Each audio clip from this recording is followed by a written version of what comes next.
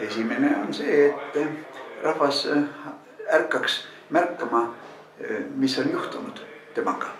Kuidas ta on nurka surutud ja manipuleerimise objektiks muudetud. Inimesed põgenevad Eestist massiliselt, mitte seetõttu, et siin ei tohi lobiseda. Räägi palju tahad, aga keegi ei kuula. Mis mõte on sellel õigus sõnavabadusel, kui kellelgi ei ole kohustust kuulata.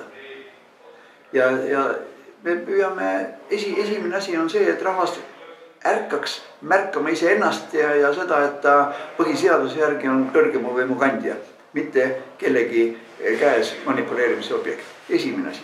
Teine asi, aidata rahvast tasemele osalema arutlustes ja otsustustes.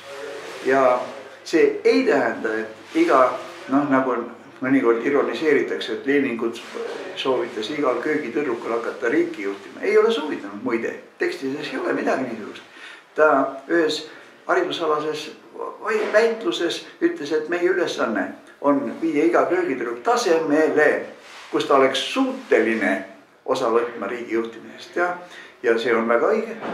Meie ülesanne on samuti aidata iga kodanik, koolipoisid ja vanainimesed ja kõik inimesed tasemele, kus nad on suhteliselt käsitleb ühiskonda kui süsteemi, tasakaalustatud süsteemi, kus majanduslikud ja sotsiaalsed tegurid peavad olema tasakaalus, kus õigus ja poliitika peavad olema tasakaalus, energeetika ja tehnika peavad olema tasakaalus jälle ja tehnoloogia ja ökoloogia tasakaalus ja nii edasi, kus süsteemi luuakse mitte inimese arvel, mitte looduse arvel, mitte kultuuri arvel, vaid hoides inimest, loodust ja kultuuriväärtusi.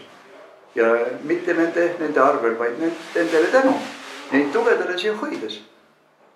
Ja lähtekohaks on inimene, mitte mingi eelarve tasakaal.